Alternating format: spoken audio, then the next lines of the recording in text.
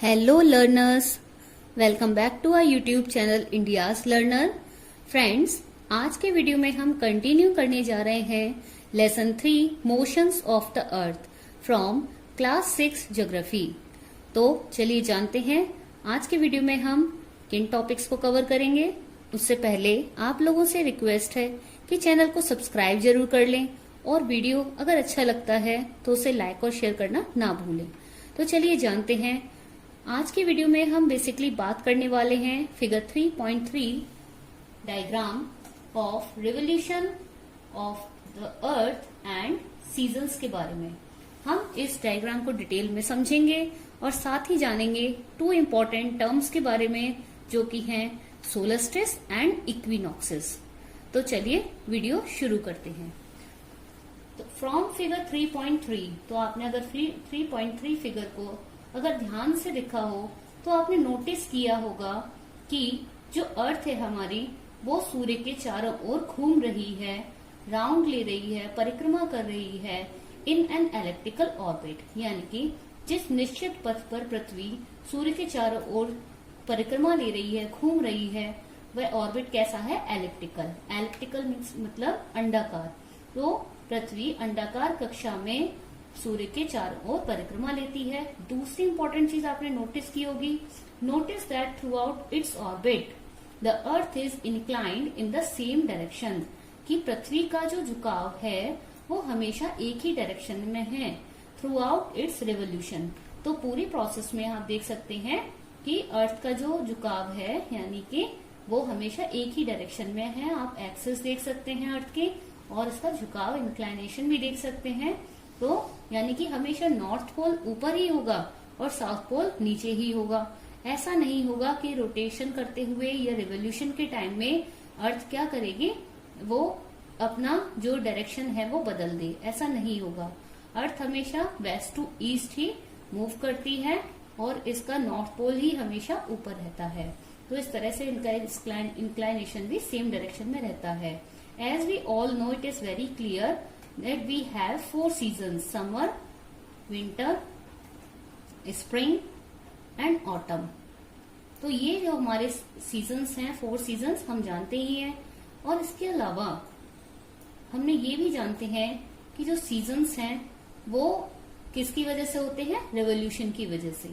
लेकिन क्या आप ये जानते हैं कि जो सीजन्स हैं वो चेंज किस वजह से होते हैं? है ना, वो seasons change due to the change in the position of the earth around the sun। तो सीजन्स जो बदलाव होता है पृथ्वी पर सीजन्स का, वो किसके कारण होता है? वो होता है पृथ्वी सूर्य की परिक्रमा लेते हुए चारों ओर घूमते हुए जिस तरह से अपनी पोजीशन चेंज करती है। आप देख सकते हैं फिगर 3.3 में कि जिस तरह अर्थ अपनी पोजीशन चेंज करती है, यानी कि अर्थ का जो पार्ट है सन के टुवर्ड, वो किस तरह से चेंज हो रहा है थ्रू द कंप्लीट रिवोल्यूशन।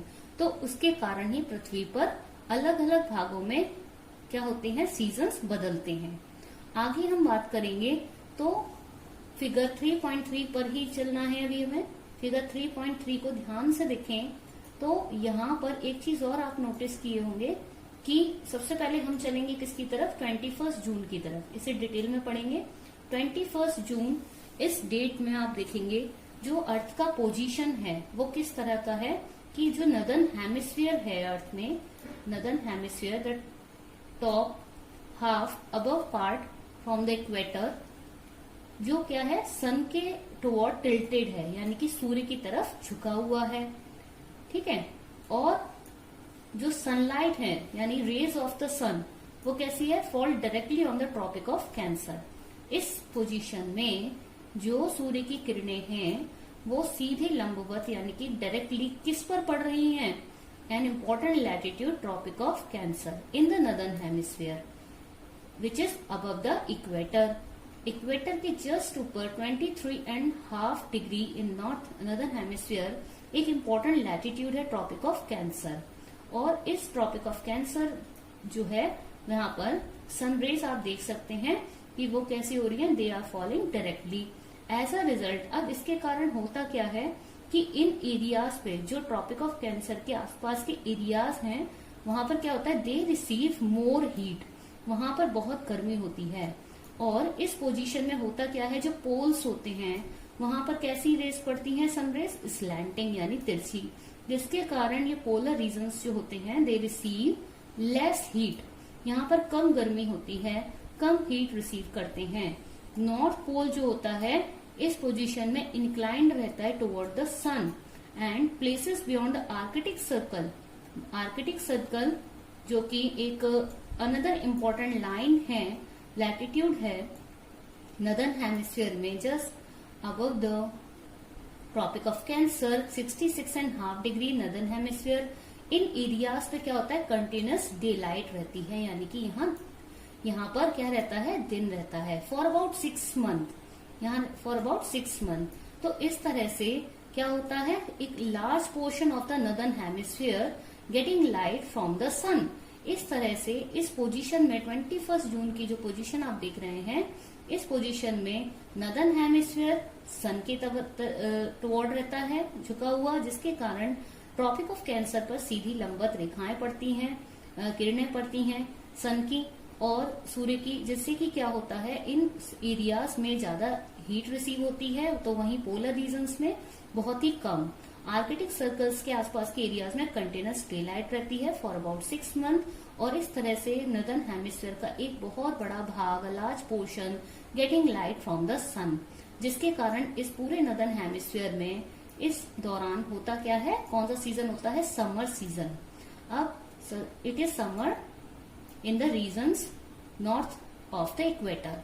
तो इस दौरान इस पूरे 6 मंथ्स के दौरान जो नदर्न हेमिस्फीयर में सबसे लंबा दिन होता है, longest day and shortest night, यानी जिस दिन सबसे लंबा दिन और सबसे छोटी रात होती है, वो दिन कौन सा होता है, वो होता है 21 जून को।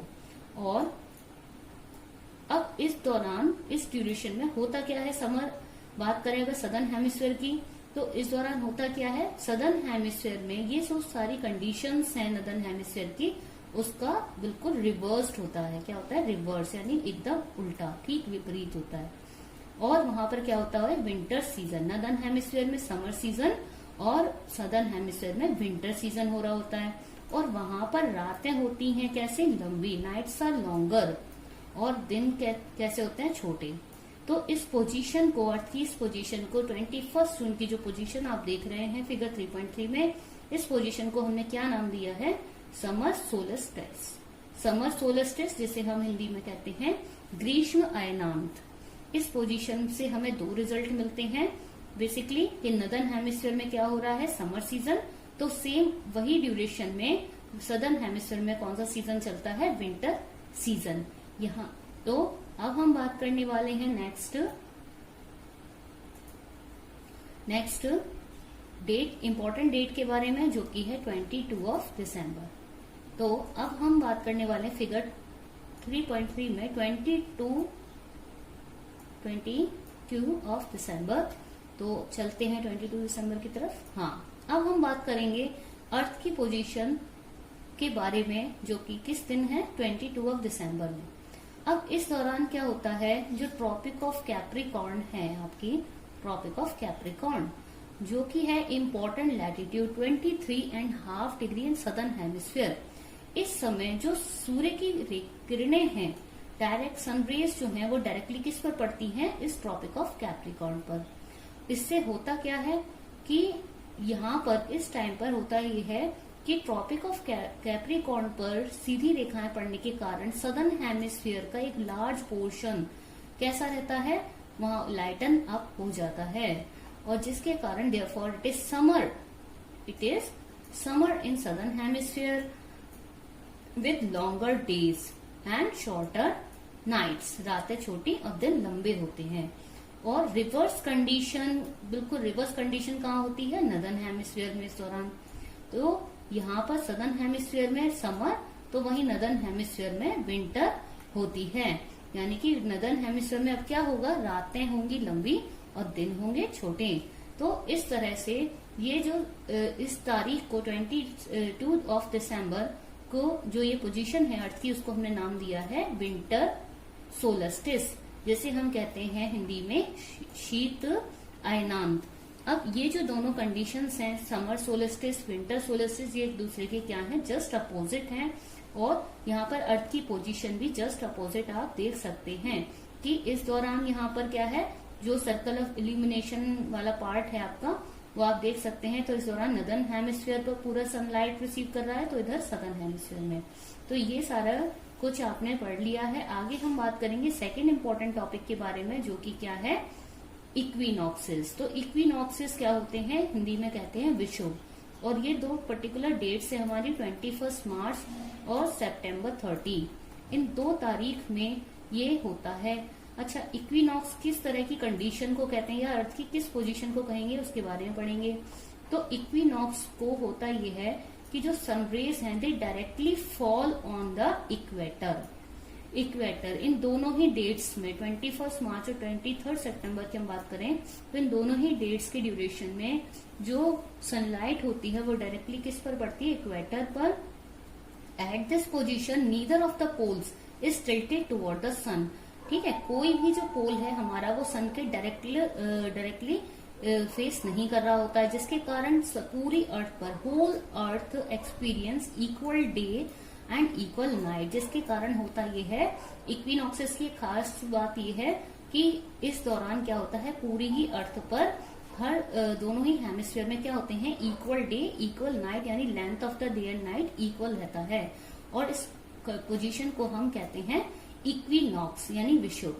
बात करें अगर 23 सितंबर की, तो यहाँ पर भी क्या होता है, इन दोनों ही इक्विनॉक्सेस के टाइम पर कंडीशन तो सेम है पर सीजन चेंज रहते हैं। 23 सितंबर में यहाँ पर ऑटम सीजन रहता है, कहाँ पर, नदर्न हेमिस्फीयर में। तो सेम डेट्स में अगर बात करें सदर्न हेमिस्फीयर की, तो वहां पर कौन सा सीजन रहेगा, spring season. And the vice versa, that means same just opposite हो जाता है। अगर 21 मार्च में, 21 मार्च इसे हम फिगर 3.3 में देखेंगे, 21 मार्च तो यहाँ पर इक्विनॉक्सेस है और 23 सितंबर भी इक्विनॉक्स का टाइम है। लेकिन यहाँ पर देख सकते हैं हम, नदर्न हेमिस्फीयर में क्या है, स्प्रिंग सीजन, तो वहीं सदर्न में ऑटम। तो अगर हम बात करें 23 सितंबर की, तो यहाँ देखेंगे नदर्न हेमिस्फीयर में ऑटम सीजन, तो सदर्न हेमिस्फीयर में स्प्रिंग सीजन हो रहा है। यानी कि सोलस्टिस की तरह इक्विनॉक्सेस भी जस्ट अपोजिट कंडीशन क्रिएट करते हैं सीजन्स के रिगार्डिंग। अब हम बात करेंगे कि आगे इस टॉपिक को हम थोड़ा सा, तो अब हम सोलस्टिस और इक्विनॉक्सेस के रिजल्ट को in both the hemisphere northern and southern किस तरह से होते हैं और किस तरह से ये सीजन चेंज करते हैं, उसे इस टेबल के थ्रू, जो कि है साइकिल ऑफ सीजन्स, से हम समझेंगे। यहाँ पर आप देख सकते हैं 4 कॉलम्स दिए हुए हैं। First is of summer solstice 21 June, then equinox autumn equinox September 23, then winter solstice December 22, and then spring equinox March 21. तो in different phenomena what is the result in particular dates हम देखेंगे।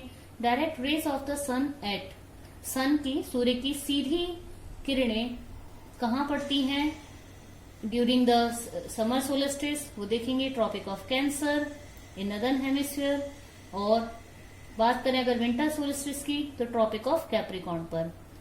During the equinoxes, equator, on the equator.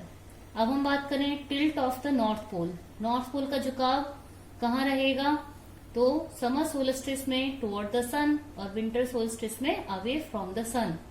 Just vice versa of the south pole, tilt of the south pole in summer solstice away from the sun and in winter solstice toward the sun. बात करें अगर seasons की, तो northern hemisphere में summer solstice के दौरान northern hemisphere में season होगा समर, तो वहीं सदर्न हेमिस्फीयर में विंटर, जस्ट अपोजिट। सेम ऐसे ही इक्विनॉक्स में देखें तो 23 ऑफ सितंबर में northern hemisphere autumn season and southern hemisphere will experience spring season, and the vice versa in winter solstice and spring equinoxes.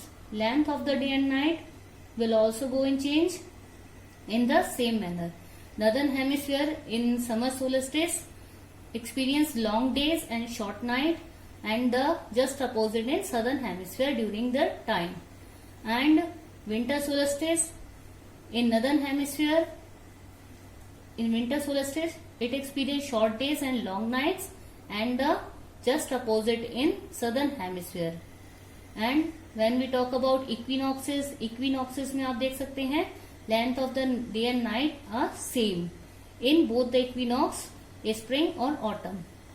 बात करें सोलस्टिस की तो यहाँ पर आप देख सकते हैं northern hemisphere experience summer solstice at the time when southern hemisphere experience winter solstice, and the vice versa on the date December 22. And equinoxes are also occur in the same manner when on 23rd of September you can see in northern hemisphere autumn season and your autumn equinoxes, and southern hemisphere experience is spring equinoxes, and the vice versa on the March 21. तो इस तरह इस table के through आप cycle of seasons को और सोलस्टिस equinoxes के result को एक बार ब्रीफ में समझ सकते हैं. Thank you.